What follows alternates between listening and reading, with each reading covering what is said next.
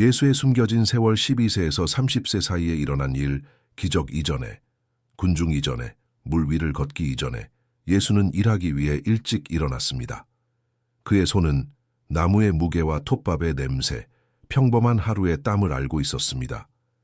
거의 20년 동안 하나님의 아들이라 불릴 이 사람은 당대의 다른 갈릴리 사람들처럼 살았습니다. 그리고 복음서들이 거의 무시하는 시기가 바로 이 시기입니다. 영상을 계속하기 전에 기도 생활을 강화하고 우리 채널의 성장을 돕고 싶으신가요?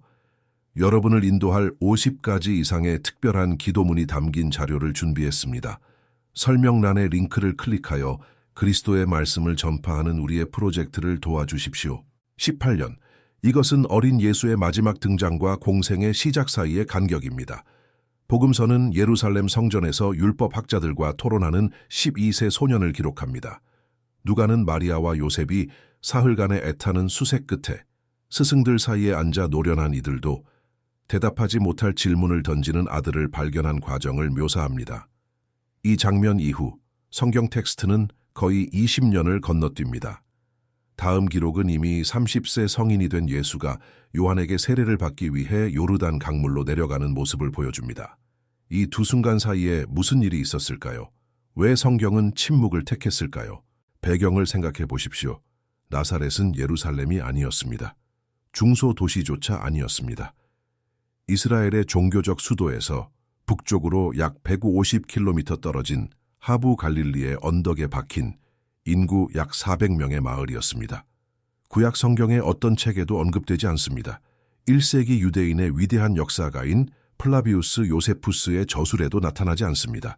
당대의 어떤 랍비 기록에도 등장하지 않습니다. 현대의 고고학 발굴은 언덕의 석회암 바위를 부분적으로 깎아 만든 단순한 집들, 빗물을 저장하는 저수조, 그리고 경사면에 작은 경작지를 갖춘 겸손한 농업 공동체를 드러냈습니다.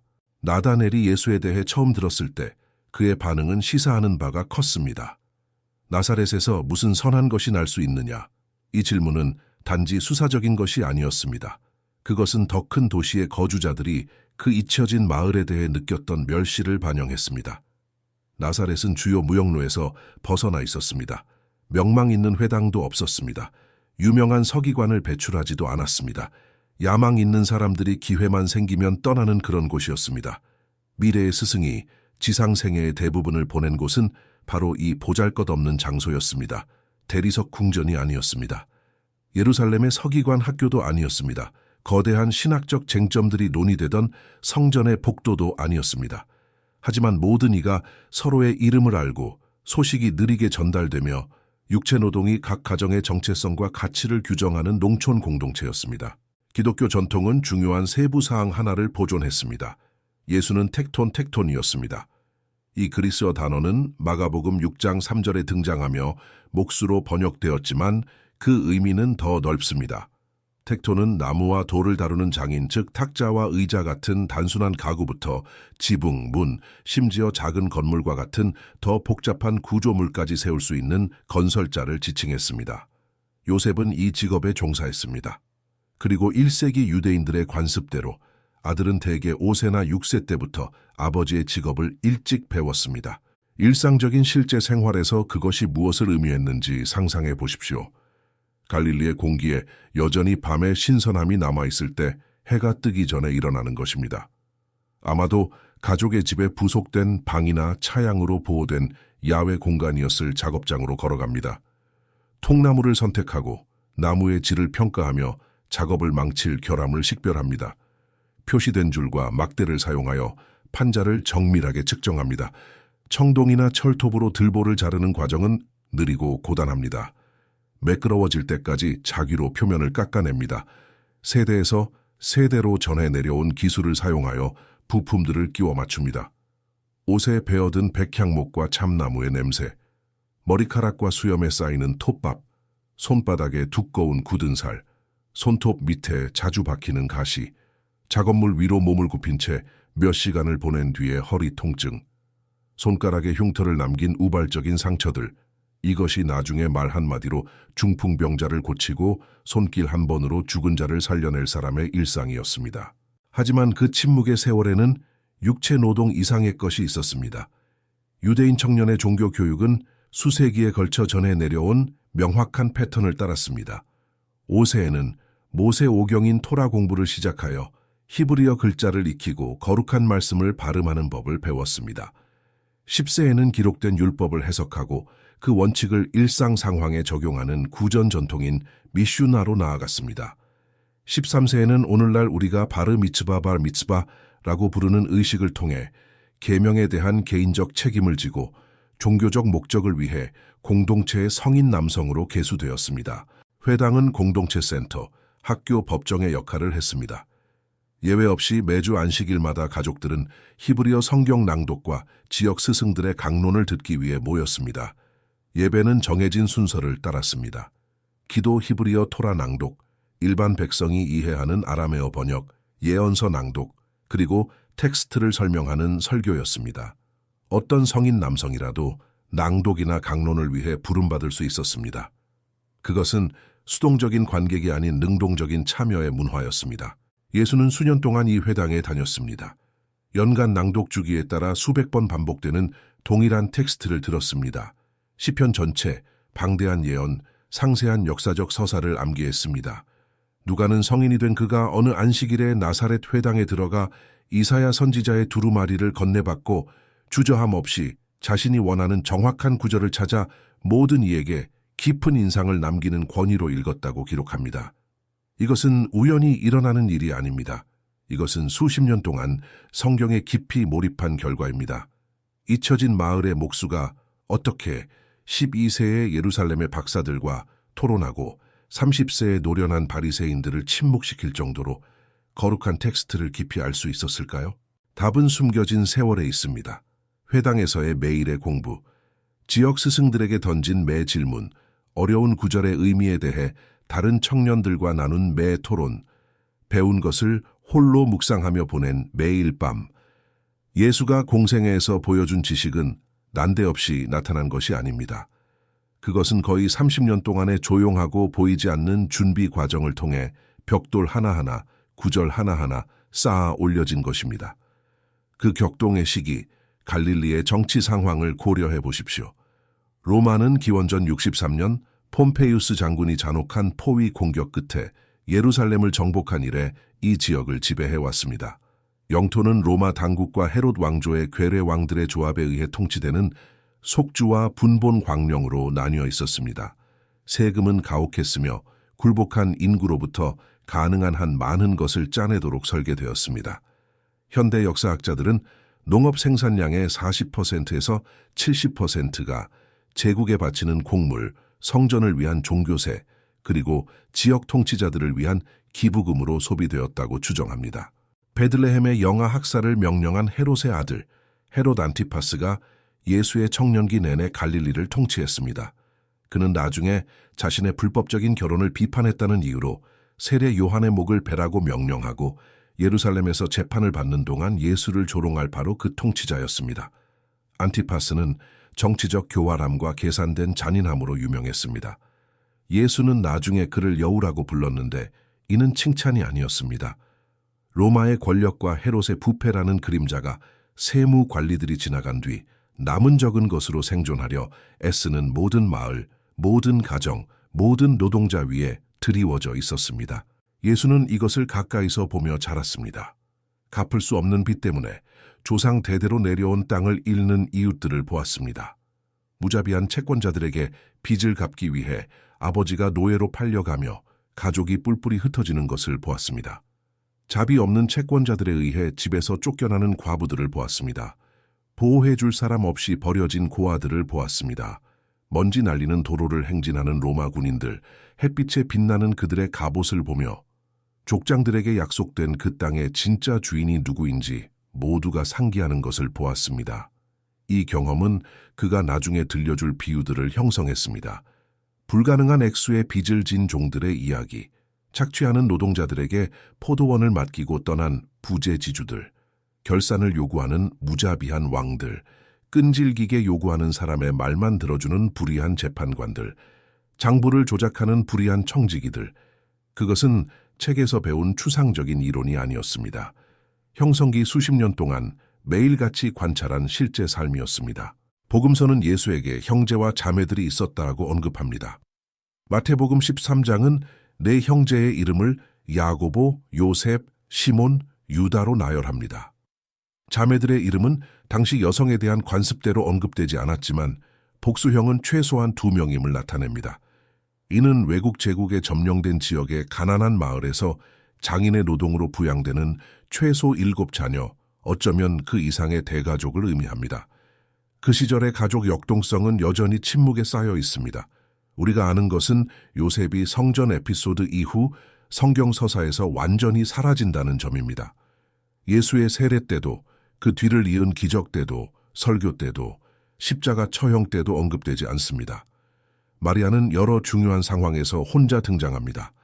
기독교 전통은 대개 요셉이 숨겨진 세월 중 어느 시점에 아마도 예수가 아직 10대였을 때 사망했다고 가정합니다. 만약 그런 일이 일어났다면 예수는 장남의 책임을 떠맡았을 것입니다. 유대 문화에서 이것은 빈말뿐인 영광이 아니었습니다. 그것은 가장이 되는 것을 의미했습니다. 홀로 된 어머니를 돌보는 것, 어린 동생들이 자립할 때까지 부양을 돕는 것, 자매들의 혼사를 협상하는 것, 수입을 보장하기 위해 작업장을 계속 운영하는 것, 법적 거래와 공동체 분쟁에서 가족을 대표하는 것, 그것은 젊은 어깨에 지워진 상당한 무게였습니다. 이것이 시사하는 바를 주목해 보십시오. 나중에 제자에게 죽은 자들이 그들의 죽은 자들을 장사하게 하라고 말할 바로 그 사람이 아마도 아버지를 잃고 슬퍼하는 가족을 돌보며 수년을 보냈을 것입니다. 땅에 보물을 쌓아두지 말라고 가르칠 스승이 자기 집 식탁에 빵을 올리기 위해 매일같이 일했습니다. 여우도 굴이 있지만 인자는 머리 둘 곳이 없다고 말할 그분이 나사렛의 똑같은 단순한 집에서 수십 년을 사셨습니다. 복음서가 상세히 설명하지는 않지만 공생애의 매 자비로운 몸짓에서 배어나오는 인간적인 깊이가 이 침묵의 세월 속에 존재합니다. 1세기 갈릴리는 현저한 대조를 이루는 지역이었습니다. 남쪽에는 유대인들과 민족적, 종교적 긴장 관계에 있으며 오래된 적대감이 여전히 끓어오르는 사마리아가 있었습니다. 동쪽으로 요르단 강과 갈릴리 바다 너머에는 데카폴리스가 있었습니다. 이곳은 주로 그리스 문화권인 10개 도시 연맹으로 즈스와 아프로디테에게 봉헌된 이교도 신전, 헬레니즘 드라마가 상연되는 극장, 경건한 유대인들을 경악하게 만드는 그리스 관습에 따라 선수들이 나체로 경합하는 체육관이 있었습니다. 북쪽으로는 시리아와 페니키아 영토가 더욱 다양한 문화적 영향을 미쳤습니다. 지역에서 가장 크고 번영한 도시 중 하나인 세포리스는 나사렛에서 불과 6km 거리에 있었습니다. 걸어서 약 1시간 거리입니다. 헤롯 안티파스가 갈릴리 바닷가에 건설하고 로마 황제를 기려 이름 붙인 티베리아스는 그 모든 과시 속에 헤롯의 권력을 대변했습니다. 두 도시 모두 유대인과 이방인이 불편한 근접성 속에 공존하는 혼합 인구를 가졌고 시장에서는 그리스어, 아람어, 라틴어가 뒤섞여 들렸으며 주변 농촌 마을보다 훨씬 높은 생활 수준을 유지했습니다. 일부 역사학자들은 예수가 청년기에 세포리스에서 일했을 수도 있다고 추측합니다. 그 도시는 기원전 4년 반란에 대한 처벌로 로마 군인들이 집을 불태우고 주민들을 노예로 삼아 파괴된 후 한창 재건 중이었습니다. 대규모 건설 현장에는 숙련된 장인들이 필요했습니다. 인근 마을의 유능한 텍톤이라면 그곳에서 수년 동안 쉽게 일자리를 찾을 수 있었을 것입니다. 만약 그런 일이 있었다면 예수는 정교한 헬레니즘 건축, 다양한 국적의 상인들, 그리고 그 코즈모폴리턴 세상을 특징 짓는 복잡한 문화적 혼합과 직접 접촉했을 것입니다. 하지만 이것은 직접적인 증거가 아닌 확률에 근거한 추측입니다. 복음서는 세포리스나 다른 특정 장소에서의 노동을 확인해주지도 부인하지도 않습니다. 침묵은 그대로 유지됩니다. 보이지 않는 형성기 동안 예수의 내면에서는 무슨 일이 일어나고 있었을까요? 누가가 하나님과 사람 앞에서 지혜와 키가 자라가며 은혜가 더해갔다고 묘사하니에 영적 삶은 어떠했을까요? 정경 복음서가 충족시키지 못한 호기심을 채우려 했던 저자들이 수세기 후에 쓴 일부 외경 텍스트들은 환상적인 이야기들로 그 공백을 메우려 했습니다. 도마의 유년 복음은 진흙으로 새를 만들어 입김으로 생명을 불어넣고 자신을 화나게 하는 아이들을 저주하며 권능의 과시로 죽은 자를 아무렇지도 않게 살려내는 소년 예수를 묘사합니다. 다른 텍스트들은 먼 곳으로의 신비로운 여행을 제안합니다. 동양의 현자들에게 배웠다는 인도, 비전의 지식을 전수받았다는 이집트, 금욕적 규율을 흡수했다는 유대 광야의 에센의 공동체 등입니다. 이러한 서사들은 1세기 역사적 실체보다는 후대 독자들의 채워지지 않는 호기심에 대해 더 많은 것을 드러냅니다. 이러한 이론들 중 어느 것에도 신뢰할 만한 증거는 없습니다. 예수를 알았거나 목격자들을 인터뷰했던 사람들이 기록한 정경 복음서들은 이 시기에 대해 침묵을 택했습니다. 그리고 어쩌면 이 침묵이 수천 페이지의 추측보다 더 웅변적일지도 모릅니다. 유대 전통은 30세를 완전한 성숙의 이정표로 소중히 여겼습니다. 민수기 4장에 규정된 대로 레위인들은 이 나이가 되어서야 성전 봉사에 완전한 직무를 맡을 수 있었습니다. 창세기 41장에 따르면 이집트의 요셉은 파라오 아래에서 총리가 되었을 때 30세였습니다. 사무엘하 5장에 기록된 대로 다윗은 온 이스라엘을 다스리기 시작했을 때 30세였습니다. 세상을 변화시키는 사명 이전에 장기간의 준비 기간을 갖는 성경적 패턴이 존재합니다. 모세는 80세에 타오르는 떨기나무에서 마침내 부름을 받기 전 이집트 궁전에서 40년, 그 후 미디안 광야에서 양을 치며 40년을 보냈습니다. 이집트에서의 성급한 탈출과 파라오와의 서사시적 대결 사이에는 수십 년의 침묵이 있었습니다. 엘리야는 바알 선지자들과의 대결로 그의 예언 사역이 폭발하기 전 그릿 시내께 숨어 수년을 보냈습니다. 바울은 다메섹 도상에서의 극적인 회심 이후 이방 세계를 변화시킬 선교 여행을 시작하기 전 아라비아와 다소에서 수년을 보냈습니다.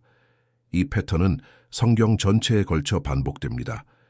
위대한 부르심은 보이지 않는 긴 형성 기간을 요구합니다. 예수도 이 신성한 패턴의 예외가 아니었습니다. 군중에게 말하기 전에 침묵 속에서 들었습니다. 권위 있게 가르치기 전에 겸손하게 배웠습니다. 제자들을 이끌기 전에 가족을 섬겼습니다. 18년의 침묵은 낭비된 공백이 아니었습니다. 그것은 정성스럽게 구축된 토대였습니다. 잠시 이것을 가늠해 보십시오. 예수가 마침내 갈릴리 회당에서 설교하기 위해 입을 열었을 때 그의 말은 처음으로 아이디어를 실험하는 초보자의 것이 아니었습니다. 그것은 거의 30년 동안 인간의 조건을 가까이서 관찰하고 침묵 속에서 성경의 의미를 묵상하며 아버지와의 친밀한 교제 속에서 성숙해진 사람의 것이었습니다. 서로 다른 종류의 땅에 떨어지는 씨앗에 대한 각 비유는 갈릴리 경사면에서 농부들이 씨를 뿌리고 수확하는 것을 수년 동안 지켜본 데서 나왔습니다. 바다에 던져진 그물에 대한 각 이야기는 인근 호수에서 일하는 어부들을 알고 지낸 경험을 담고 있었습니다. 양과 목자에 대한 각 언급은 나사렛 주변 언덕에서 풀을 뜯는 양떼를 주에 깊게 관찰한 것을 반영했습니다.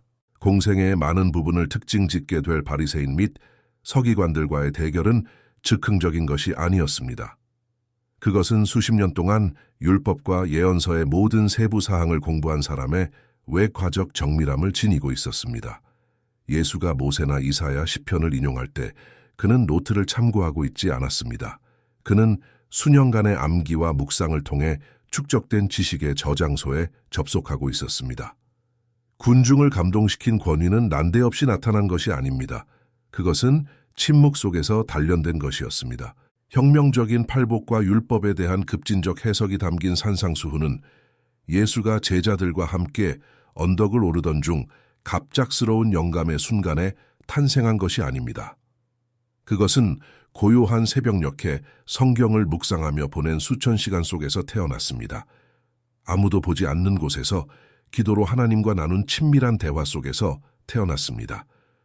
점령된 갈릴리에서 목격한 불의와 고통을 처리하며 보낸 수년 속에서 태어났습니다. 종교인들이 설교하는 것과 실천하는 것 사이의 간극을 수십 년 동안 관찰하며 태어났습니다. 그 가르침의 깊이는 그 숨겨진 세월의 깊이를 반영합니다. 왜 복음서는 이 형성기에 대해 더 많이 말하지 않을까요? 왜 마태, 마가, 누가, 요한은 예수 생애의 거의 20년에 대해 침묵을 택했을까요? 아마도 성경 텍스트의 목적이 현대의 전기적 호기심을 충족시키는 것이 결코 아니었기 때문일 것입니다. 복음서는 현대적 의미의 전기가 아니라 선포입니다.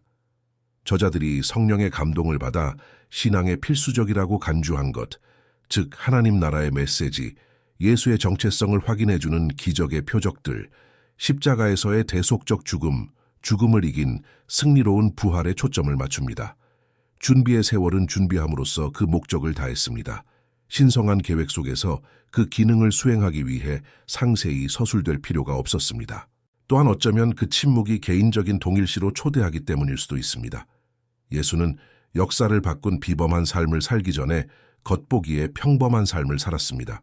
손으로 일하고 성경을 공부하고 가족을 잃는 슬픔을 겪고 가사 책임을 지고 똑같아 보이는 날들의 단조로움에 직면했습니다. 복음서를 읽는 사람은 묘사되지 않은 이 세월 속에서 자신을 발견할 수 있습니다. 자신의 보이지 않는 일상의 수십 년, 축하받지 못하는 노동, 조용한 성장이 아직 보이지 않는 더 큰 무언가를 위한 준비일 수도 있다고 상상할 수 있습니다. 공생의 전 마지막 몇 년은 그 나름의 신비를 간직하고 있습니다.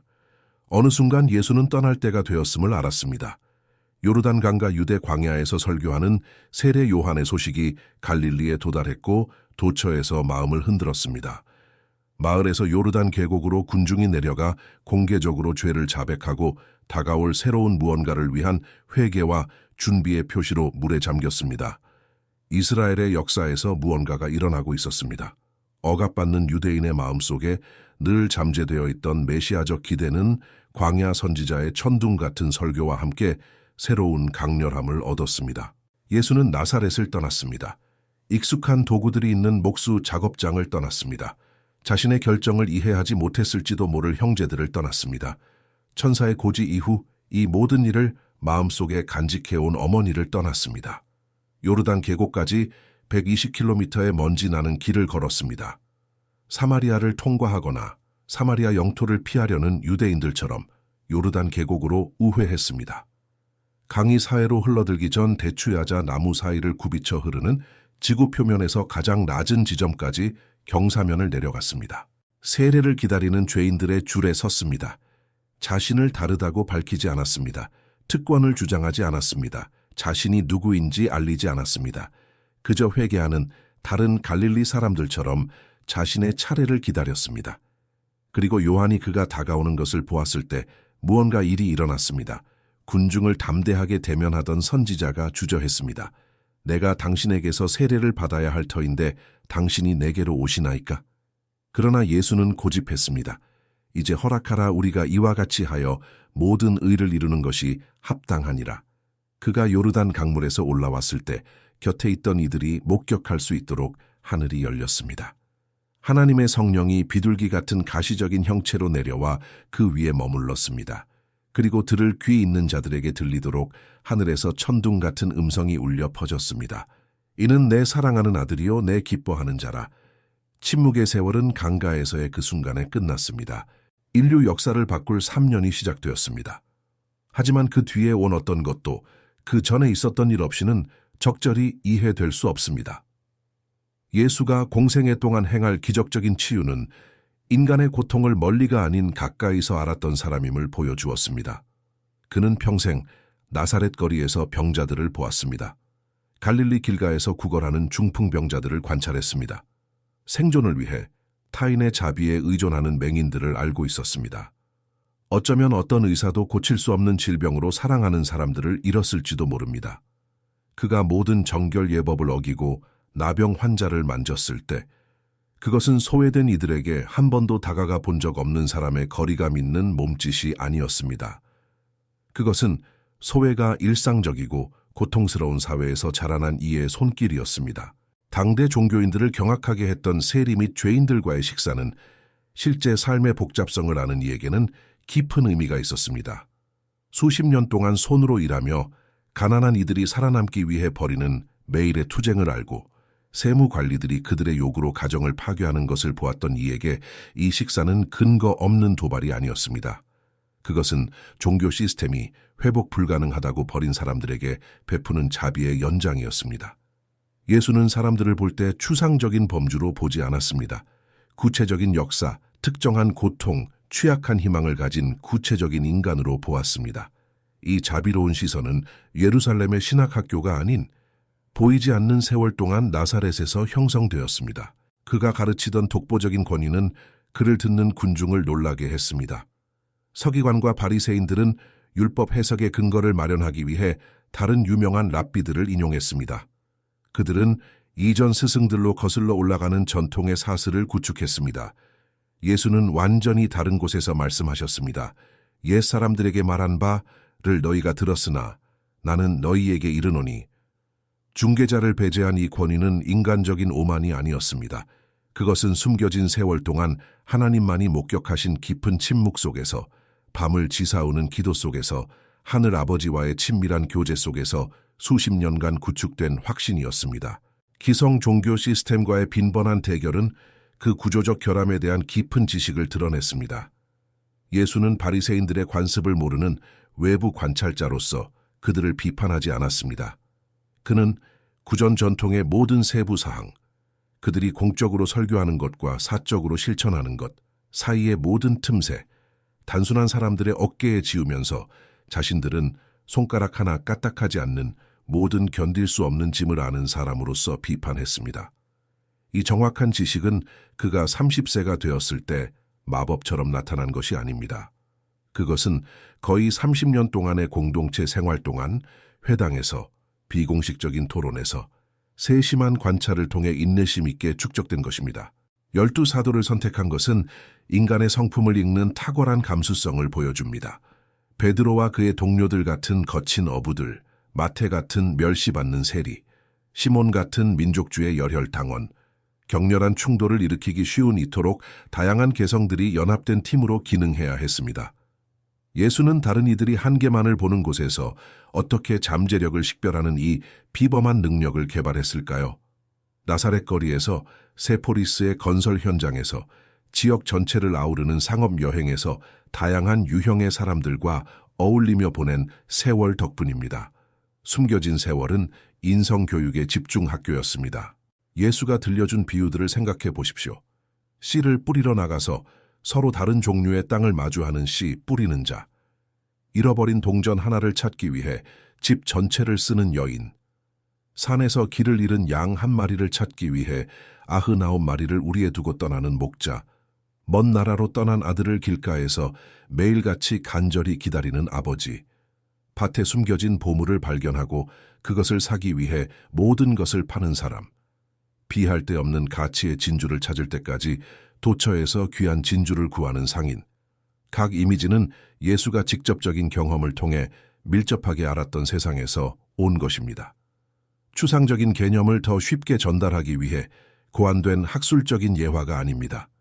그것은 갈릴리 언덕에서, 마을 시장에서, 우물가 대화에서, 수확기 들판에서 수년 동안 관찰된 실제 삶의 파편들입니다.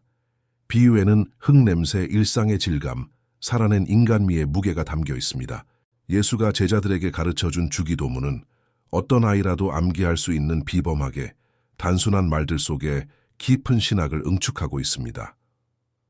하늘에 계신 우리 아버지여, 이름이 거룩히 여김을 받으시오며 나라의 임하옵시며 뜻이 하늘에서 이룬 것 같이 땅에서도 이루어지이다.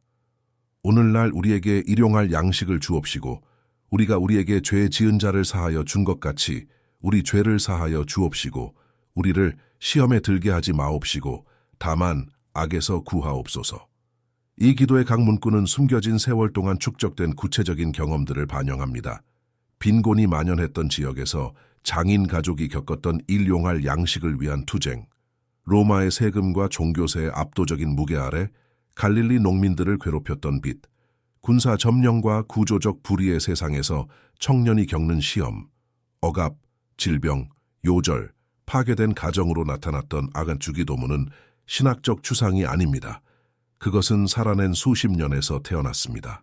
예수의 공생애는 대략 3년 동안 지속되었습니다. 학자들의 연대기에 따라 아마도 3년 반일 것입니다.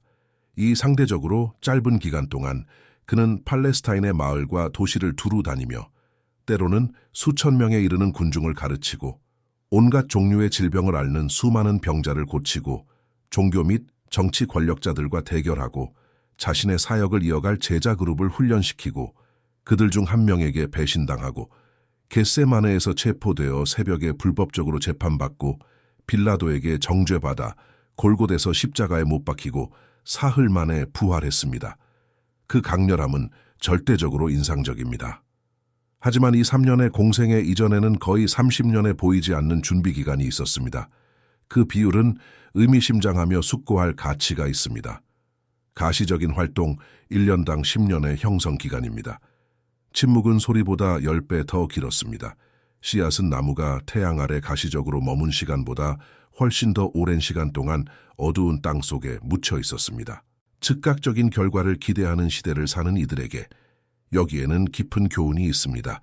단계를 건너뛰고 곧장 목적지에 도달하려는 이들에게 겉보기에 비생산적인 기간을 낭비된 시간으로 과소평가하는 이들에게 예수의 숨겨진 세월은 준비가 시간 낭비가 아님을 강력하게 시사합니다. 그것은 견고한 토대를 구축하는 과정입니다. 현대 문화는 거의 모든 것보다 가시성을 찬양합니다. 소셜미디어는 좋아요, 공유, 팔로워 수로 인간의 가치를 측정합니다. 경력은 빠른 승진과 조기 대중 인지도로 평가됩니다. 성공은 실제 하는 것으로 간주되기 위해 즉각적이고 기록되며 전시되어야 합니다. 외면에 집착하는 이러한 맥락에서 예수의 숨겨진 세월은 근본적이고 필요한 대조를 제공합니다. 세상이 창조되기 전부터 존재하셨던 하나님의 아들은 지상 생애의 대부분을 완전한 익명성 속에서 보냈습니다. 이름 없는 작업장에서 손으로 일하며 명망 없는 회당에서 성경을 공부하며 어떤 스포트라이트나 대중의 인정도 없이 멀리서 성숙해지며 만약 누군가 자신의 사명을 더 일찍 시작할 수 있었다면 그것은 그분이었습니다. 누군가 장기간의 준비를 생략할 자격이 있었다면 그것은 에덴 동산에서부터 약속된 메시아였습니다. 하지만 일은 그렇게 진행되지 않았습니다. 시간이 필요했습니다. 과정이 필요했습니다. 인내가 필요했습니다. 우리가 이러한 다큐멘터리와 성경 이야기를 계속 제작할 수 있도록 돕기 위해 50가지 이상의 기도문이 담긴 전자책 구매를 고려해 보십시오. 이것은 이 프로젝트를 축복하는 동시에 여러분의 여정을 위한 영적 가이드를 갖는 방법입니다. 여러분의 책을 확보하기 위한 링크는 설명란에 있습니다. 다음 영상에서 뵙겠습니다.